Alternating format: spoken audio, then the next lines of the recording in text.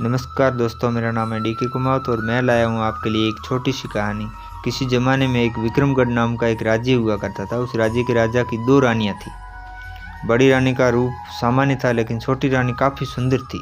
इस वजह से राजा छोटी रानी को अधिक प्रेम करता था और वो छोटी रानी की हर बात भी माना करता था। एक दिन छोटी रानी ने राजा से बड़ी रानी की शिकायत कर दी। राजा बड़ी रानी से नाराज़ हो गए, जिससे दुखी होकर बड़ी रानी महल छोड़कर जंगल की तरफ जाने लगी।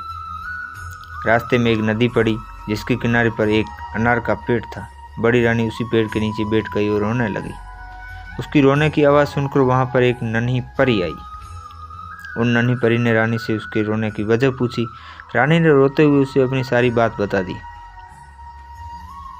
बड़ी रानी की बात सुनकर नन्ही परी ने कहा, इस नदी में 3 डुबकी लगाकर स्नान करो, फिर इस अनार के पेड़ से एक अनार तोड़ लो। ऐसा करने से तुम भी रूपवान हो जाओगे, लेकिन मैंने जितना बताया है सिर्फ उतना ही करना, न इससे ज़्यादा करना और न ही कम करना। ऐसा कहकर नन्ही परी वहाँ से गायब हो गई। उसके बाद बड़ी रानी ने परी की बात मानते हुए वैसा ही किया। रानी ने जैसे ही नदी में पहली डुबकी लगाई तो उसके शरीर का रंग साफ हो गया। दूसरी डुबकी लगाने पर रानी का शरीर सुंदर कपड़े और जेवर से सज गया। तीसरी डुबकी लगाते रानी के बाल लंबे, घने और सुंदर हो गए। अब बड़ी रानी बहुत ही सुंदर हो गई थी। उसके बाद जैसा नन्ही परी ने कहा था, नदी में 3 डुबकी लगाने के बाद रानी ने अनार के पेड़ से एक अनार तोड़ लिया। तोड़ते हुए अनार फूट गया और अनार के सारे बीज सैनिक बन गए।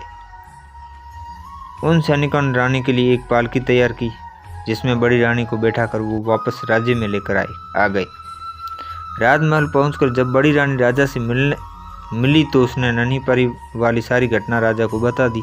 अब राजा को अपनी हरकत पर पछतावा होने लगा और उन्होंने इस बार छोटी रानी को महल से बाहर निकाल दिया। जब बड़ी रानी राजा को नन्ही परी की घटना बता रही थी तो छोटी रानी छुपकर ये सारी बातें सुन रही थी। इसी वजह से महल से बाहर निकलने पर वो सीधे नदी के किनारे गई और उसी अनार के पेड़ के नीचे बैठकर रोने लगी। छोटी रानी के रोने की आवाज़ सुनकर नन्ही परी वहाँ प्रकट हो गई और उसने रानी से उसके रोने की वजह पूछी। छोटी रानी ने झूठ बोलते हुए नन्ही परी को बताया कि बड़ी रानी के कहने पर राजा ने उसे महल से बाहर निकाल दिया है।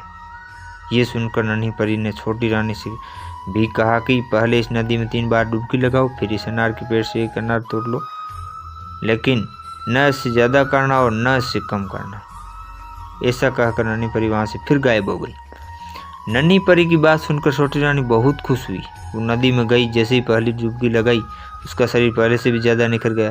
दूसरी डुबकी लगाई, उसका शरीर भी सुंदर कपड़े और जोर से सज गया। और जैसे ही तीसरी डुबकी लगाने पर छोटी रानी के बाल और काले, घने, लंबे सुंदर हो गए। अब छोटी रानी पहले से भी ज़्यादा सुंदर दिखने लगी। लेकिन छोटी रानी ने सोचा कि अगर वो 3 डुबकी लगाने से इतनी सुंदर हो गई है तो और डुबकी लगाने पर वो और अधिक सुंदर हो जाएगी। उसने ऐसा सोचकर कई सारी डुबकियां लगा ली। ऐसा करने पर छोटी रानी के शरीर के सारे कपड़े फटे और पुराने हो गए। उसके सारे गहने गायब हो गए। उसके शरीर का रंग भी गहरा हो गया। शरीर पर दाग और दाने निकल गए। छोटी रानी अब पहले की तरह सुंदर नहीं लग रही थी। रोते हुए नदी से बाहर आई और अनार के पेड़ से एक अनार तोड़ा। अनार तोड़ते हुए फूट गया। उससे एक सांप निकला और रानी को खा गया। नन्ही परी और छोटी रानी की कहानी हमें सीख देती है कि दूसरे लोगों के लिए कभी बुरा नहीं सोचना चाहिए।